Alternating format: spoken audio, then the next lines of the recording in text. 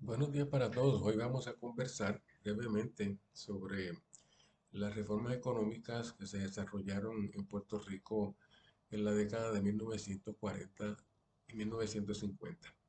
En general, los estudiosos de estos temas identifican ese periodo de 20 años como el momento en que Puerto Rico se modernizó económicamente. En ese sentido, la modernización política que conversamos en otro momento del curso y la modernización económica vinieron una de la mano de la otra. En términos generales, Puerto Rico se transformó en un centro de inversión ventajoso para el capital industrial estadounidense, igual que antes había sido un centro de inversión ventajoso para el capital agrario agropecuario estadounidense. En las décadas de 1940 y 1950, el desarrollo urbano de Puerto Rico se disparó y el nuevo escenario estimuló el crecimiento de una clase media dinámica compuesta de profesores, profesionales, funcionarios, medianos comerciantes relativamente educados. En términos generales, la situación de Puerto Rico era distinta y estaba acorde con una concepción general de lo que se identificaba con la idea de la modernización. El proceso de modernización transcurrió básicamente sin escollos, sin problemas, hasta la década de 1970.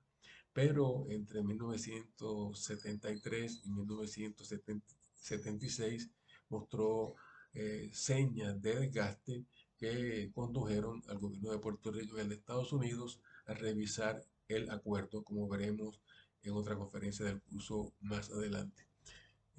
Esa década de 1970 se caracterizó por una fuerte, poderosa crisis económica internacional, conocida con el nombre de la Gran Recesión, eh, que nos afectó dramáticamente hasta 1983. Las crisis económicas son parte de la historia de Puerto Rico, como veremos a lo largo de la discusión del curso.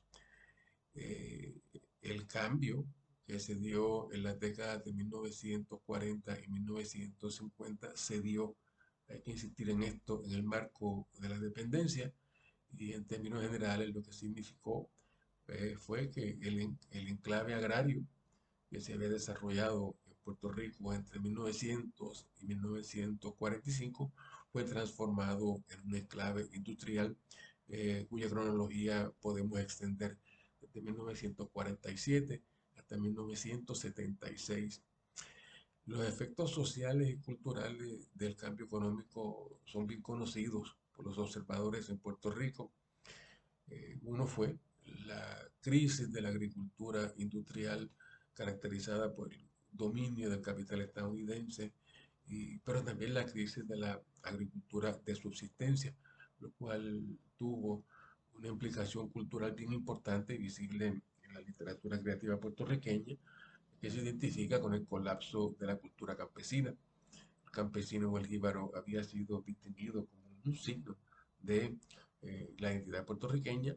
El proceso de cambio económico comenzó a lacerar esa postura.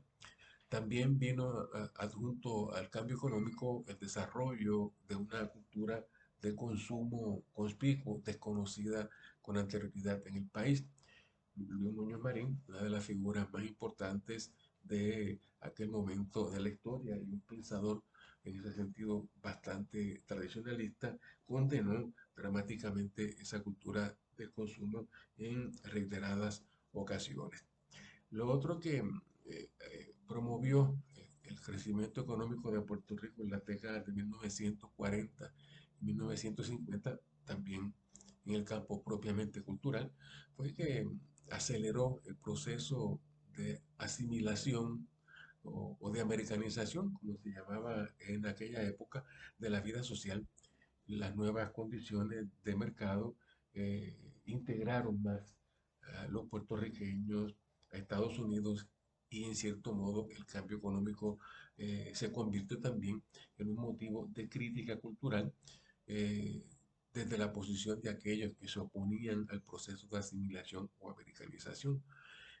Curiosamente, en ese proceso de crecimiento, las posibilidades de de la incorporación de Puerto Rico a la Unión y de la estabilidad, contrario a lo que se podría esperar, se redujeron, porque en cierto modo convencieron a mucha gente de que el crecimiento económico era posible sin la estabilidad.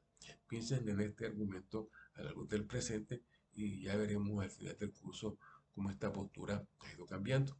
Pero también las posibilidades de la independencia se redujeron eh, en cierto modo, por temor a que el crecimiento económico se redujera si nos separáramos de Estados Unidos. El Estado, el gobierno de Puerto Rico, controlado por el Partido Popular Democrático desde 1944 hasta 1968, insistió mucho en que la independencia podría significar el desgaste de la economía de Puerto Rico y la pérdida de lo que se había ganado en el proceso de crecimiento al lado de Estados Unidos. Uno mira la historia electoral de Puerto Rico y se da cuenta de que en efecto entre 1944 y 1968 el apoyo electoral a los partidos que defendían la independencia y a los partidos que defendían la estabilidad se redujo de una manera dramática. Los problemas de los cambios económicos fueron, sin embargo, también visibles. No podemos discutirlos en detalle, pero sí vamos a hacer un comentario al respecto. Por una parte, tenemos que aceptar que Puerto Rico no se industrializó y no se urbanizó de una manera uniforme, lo que significa que lo que llamamos los valores, las formas de vida premodernas vinculadas al escenario agrario y al escenario rural sobrevivieron dentro de este ciclo acelerado de cambio, creando nuevos problemas. Un problema visible en el Puerto Rico de los 50 y de los 60, de los 40, de los 50 y de los 60, es que las diferencias sociales entre la gente de la ruralía y el campo y la gente de la ciudad y del mundo urbano se profundizaron. Había un Puerto Rico moderno que caminaba acorde con el desarrollo de las reformas económicas y políticas del momento, y había un Puerto Rico premoderno rezagado, y el rechazo del uno al otro se hizo cada vez más visible. Otro problema que a mí me parece importante de todo esto, que tiene que ver con asuntos políticos, es que la poca autonomía que le reconocía el régimen del Estado Libre Asociado de 1952 a Puerto Rico profundizó la dependencia, eh, no, no solamente la dependencia política, sino también la dependencia económica de Estados Unidos. Tenemos que tomar en cuenta que en 1952, cuando se elaboró la reforma jurídica más importante del siglo XX, la soberanía de Puerto Rico siguió siendo propiedad del Congreso de Estados Unidos, según lo había dictado el Tratado de París de 1899. Y Puerto Rico siguió siendo un territorio no incorporado sobre el cual se podía legislar sin consultarlo, según lo había instituido la ley Foraker de 1900. Puerto Rico podía crecer económicamente, podía cambiar políticamente, pero los fundamentos de la relación desigual seguían allí. Eh, de igual modo, una parte significativa de los márgenes de ganancia de la producción ahora del capital industrial que se sembraba en Puerto Rico, capital que llegaba con gran ventaja al escenario del mercado puertorriqueño, no se quedaba en Puerto Rico. Ese ha sido un asunto que siempre hemos tomado en consideración a la hora de evaluar el proceso de industrialización de Puerto Rico. Aquí se quedaban definitivamente los salarios, pero sabemos que históricamente los salarios que se pagaron en Puerto Rico en el marco de la industrialización fueron siempre salarios más bajos que los que se pagaban en Estados Unidos continentales. Eso se llama la asimetría salarial entre nosotros y aquello.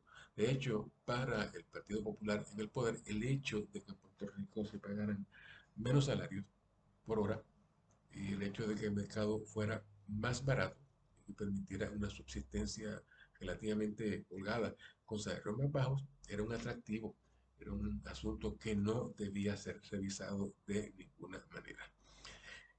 Las reformas eh, de 1948 a 1952, las que instituyeron el gobernador electivo y las que crearon el Estado Libre Asociado de Puerto Rico, instituyeron lo que vamos a llamar de ahora en adelante un Estado fuerte.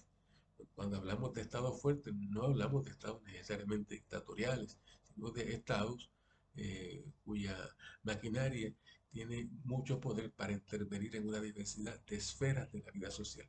Eso es lo que llamamos históricamente el estado interventor. El Estado Libre Asociado fue un Estado eminentemente interventor, siguiendo un modelo de gobernanza que se había instituido en Estados Unidos durante el periodo de la Gran Depresión 1929 y la Segunda Guerra Mundial desde 1939, y pensado en el estilo de gobierno de Franklin Delano Roosevelt y Harry S. Truman.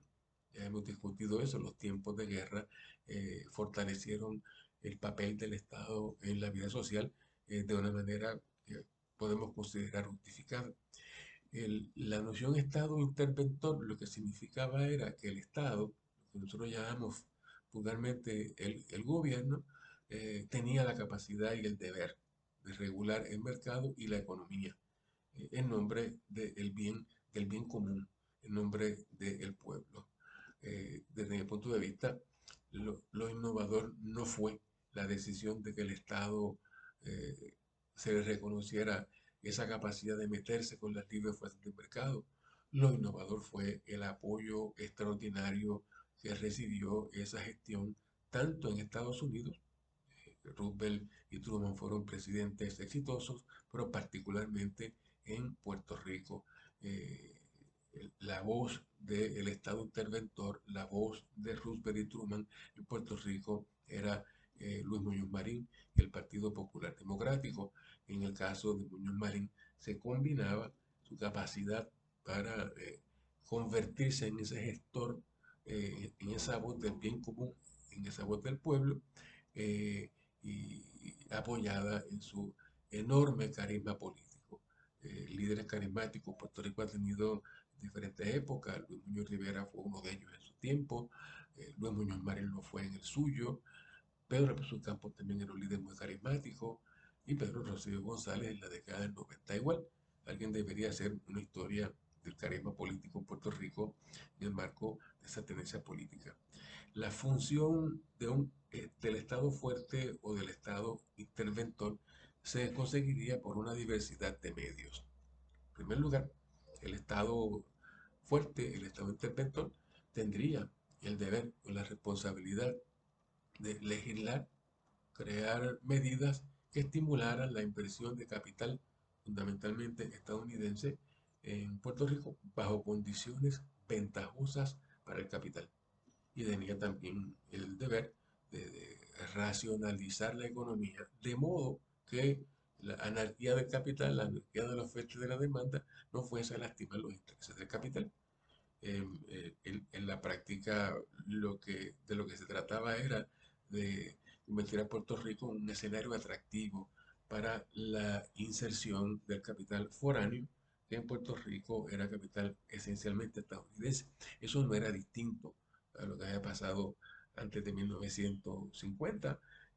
La diferencia radicaba en que ahora se trataría de atraer capital manufacturero e industrial al territorio, que pagaba mejor y que empleaba muchísima más gente. Otra de las formas en que el Estado fuerte o el Estado interventor se manifestó o se manifestaría pues, mediante la creación de lo que todavía se conoce con el nombre de corporaciones públicas. Eran agencias del Estado que funcionarían como corporaciones de capital privado, que tenían la responsabilidad de invertir capital público, capital del Tesoro del Estado, en obras modernizadoras, en lo que llamamos obras de infraestructura, e incluso tendría la capacidad de administrar bienes completos de mercado bajo condiciones de monopolio. En esa época, las carencias en servicios esenciales del pueblo de Puerto Rico estimularon, por ejemplo, que la generación y distribución de electricidad se articulara como un monopolio del Estado a través de lo que se llamaba en esa época la Autoridad de Fuentes Fluviales y luego se conoció con el nombre de Autoridad de Energía Eléctrica, que ya no existe tal y como la conocimos antes. Otro fue el agua potable, el acceso a agua potable, el acceso al alcantarillado, se dejó en manos de otra corporación pública que se conoce históricamente como la Autoridad de Acueductos y Alcantarillados, antes Autoridad de Aguas. La telefonía también fue manejada en forma monopolística por el Estado y algunos renglones concretos del mercado como la transportación colectiva a través de autoridades de autobuses para las zonas estrictamente urbanas. Fíjense que los renglones de los que estoy hablando, electricidad, agua potable, alcantarillado, telefonía y transportación colectiva, hoy día ya no están en manos de corporaciones públicas. Cuando esos renglones de producción se devolvieron al mercado, al capital privado, entramos en una fase nueva, que la discutiremos al final del curso, que es la fase de la privatización. La tendencia del Estado fuerte, del Estado interventor, era la de la estatalización o nacionalización de estos recursos. La tendencia del mercado actual es la contraria. Recuerden esto porque luego vamos a comentarlo contextualmente para que entendamos lo que es la economía puertorriqueña del presente. La percepción que se tenía en los años 1940, 1950 de las corporaciones públicas y de los monopolios del Estado era bien distinta a la que se tiene en el siglo XXI. Eh, en los años 1940 y 50 se les percibía a ese monopolio como una garantía de crecimiento y no como un freno o como un problema. Después del 2000, la tendencia cambió, giró, como veremos un poco más adelante en la discusión casi al final del semestre. En esa época, por lo tanto, el capital público, los fondos del gobierno, competían con el capital privado en condiciones de ventaja. Condiciones de ventaja. Las empresas estatales giraban alrededor de lo que conocemos con el nombre de interés público y ofrecían condiciones laborales más justas, ofrecían salarios respetables y planes de retiro para los trabajadores involucrados en ella. Y, y se consideraban que eran mucho más eficaces que las empresas privadas que representaban el interés privado o, o la voluntad egoísta de los inversores. Fíjense que detrás de todo esto hay un juicio moral, un juicio ético que asume que el Estado es responsable y que el Estado, el gobierno, traduce bien los intereses colectivos. Hoy día, a la altura del siglo XXI, sería muy difícil afirmarlo de ese modo, pero en esa época funcionaba de ese modo y era eficaz esa presunción. A las empresas estatales, insisto, les guiaba el interés público que tiene que ver con el servicio de las comunidades y a la segunda, a las empresas privadas, la guiaba el interés privado que no era otra cosa que la ganancia egoísta. A mí esa parte de la ética del Estado, de la forma en que separaba su responsabilidad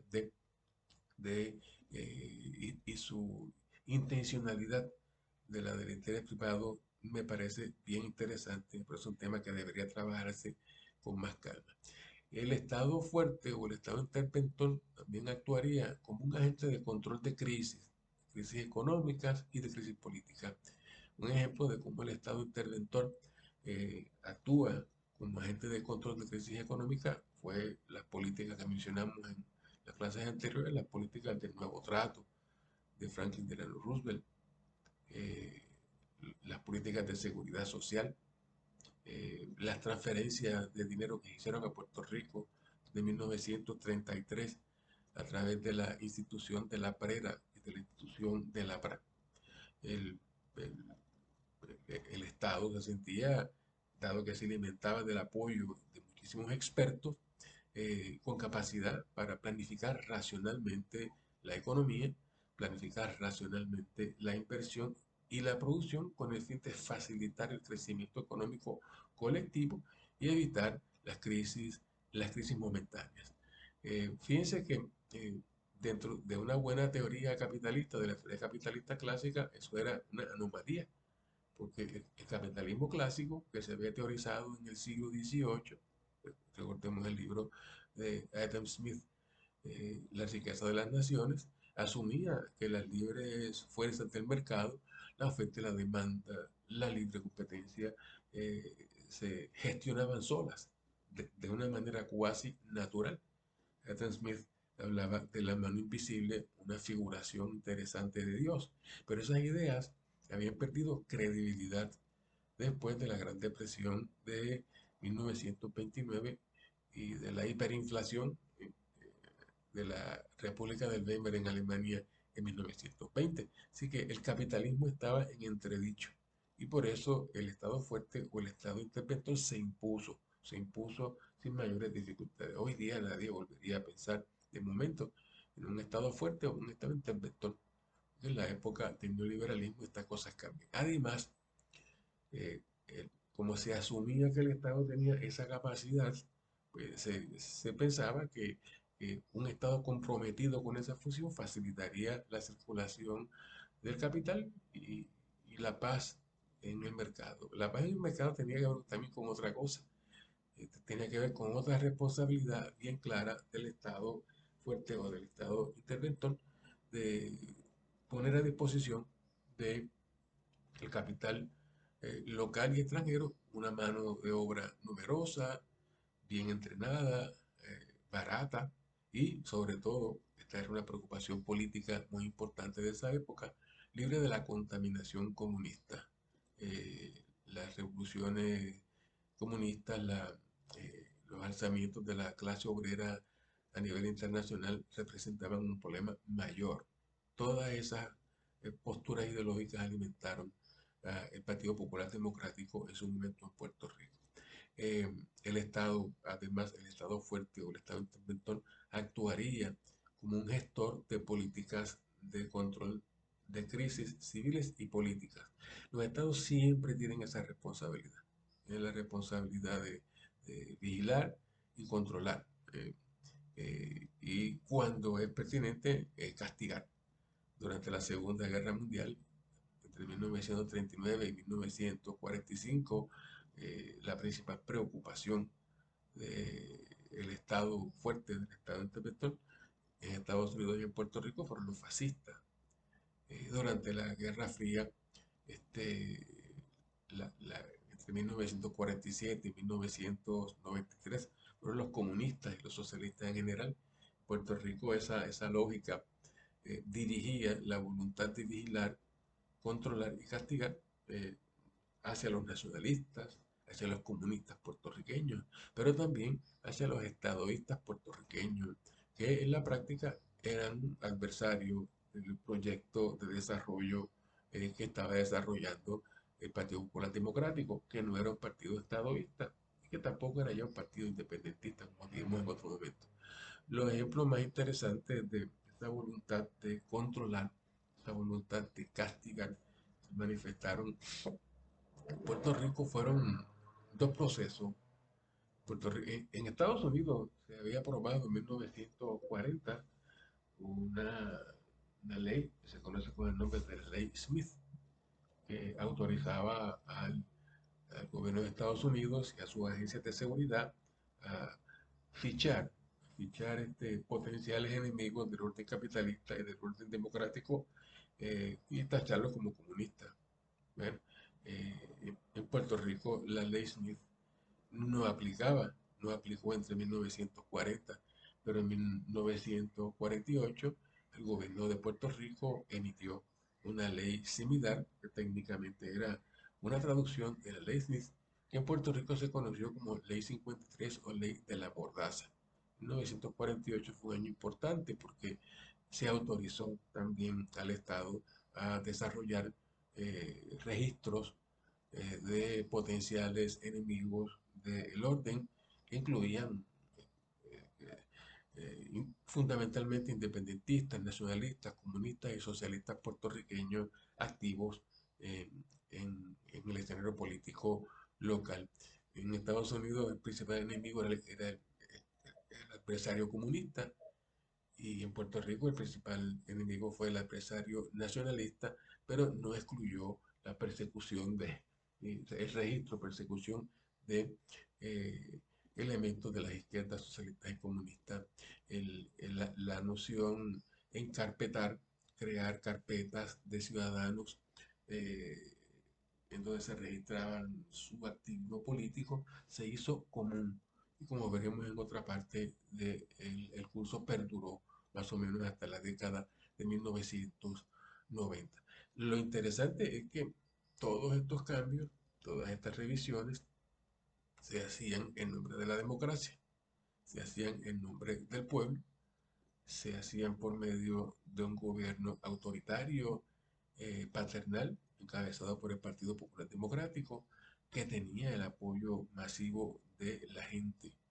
La mejor fórmula para que un gobierno funcione de una manera eficaz es el apoyo sincero de los electores, porque en cierto modo la confianza que pueda tener una parte importante de la ciudadanía en la gestión gubernamental es lo que permite que el Estado pueda actuar de una manera libre sin tener que enfrentar tanto la resistencia de la gente. Los fundamentos legales del Estado interventor fueron dos estructuras. Solamente vamos a introducirlas y con eso vamos a terminar la conferencia de hoy. En 1941 se había creado, se había autorizado en la legislatura de Puerto Rico lo que se conoció con el nombre de Ley de Tierras, y para gestionar el contenido de la Ley de Tierras se creó una autoridad de tierras en Puerto Rico. La autoridad de tierras comenzó una actividad agresiva en contra del capital agropecuario estadounidense dominante en Puerto Rico entre 1900 y 1945. Aplicó una vieja ley muerta que se conoce con el nombre de la Ley de los 500 acres, que imponía que cualquier propietario de tierras para la industria agropecuaria que tuviese tierras en exceso de los 500 acres, estas tierras serían expropiadas y redistribuidas en gente sin tierra. Técnicamente se trataba de un tipo de reforma agraria, quitarle poder en términos de la posesión de la tierra al capital extranjero, devolver esas tierras que estaban improductivas al mercado agrario y fortalecer el desarrollo de una clase campesina de medianos y pequeños propietarios que garantizasen la subsistencia y dinamizaran el mercado en las comunidades. La intención era muy moral: darle acceso justo a la tierra a los que no la tenían y liquidar los latifundios que estaban en manos del capital agrario estadounidense. Yo creo que eso era éticamente bueno. No funcionó del todo como se esperaba, porque el mundo del campo continuó colapsando poco a poco, pero la intención era buena. Y en 1947, 6 años después, se autorizó lo que se conoce como la Ley de Incentivos Industriales, sobre la base de la lógica que había que hacer a Puerto Rico atractivo para los inversionistas extranjeros, particularmente estadounidenses, en el campo de la manufactura, en el campo de la industria. La Ley de Incentivos Industriales de 1947 concedió exención contributiva local y federal a los inversores y se convirtió en la base de lo que se conoce como Operación Manos a la Obra, el proyecto de industrialización más importante de Puerto Rico en todo el siglo XX, y que estuvo activo básicamente, como les dije en otro momento de la clase, hasta 1976, cuando fue revisado. La intención de la Ley de Incentivos Industriales de 1947 era animar la industrialización en Puerto Rico, abrir numerosas plazas de trabajo bien pagadas, pero siempre por debajo de los pagos por hora que se hacían en Estados Unidos para una población en constante crecimiento. De cierto modo, la idea era articular una revolución industrial, racional, desde arriba para evitar los problemas que la revolución industrial europea habían producido históricamente en el continente europeo.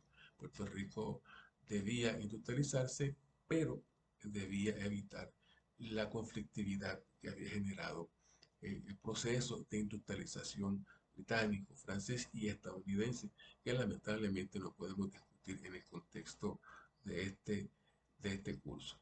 La intención de todo esto era convertir a Puerto Rico en un lugar apropiado para la inversión del capital estadounidense después de la Segunda Guerra Mundial, sobre la base de una paz social segura, país sin conflicto, y sobre esa base eh, Puerto Rico se convirtió en un país industrial de una manera acelerada. Jóvenes, nos vemos la semana que viene para continuar con la clase. Dios los bendiga a todos.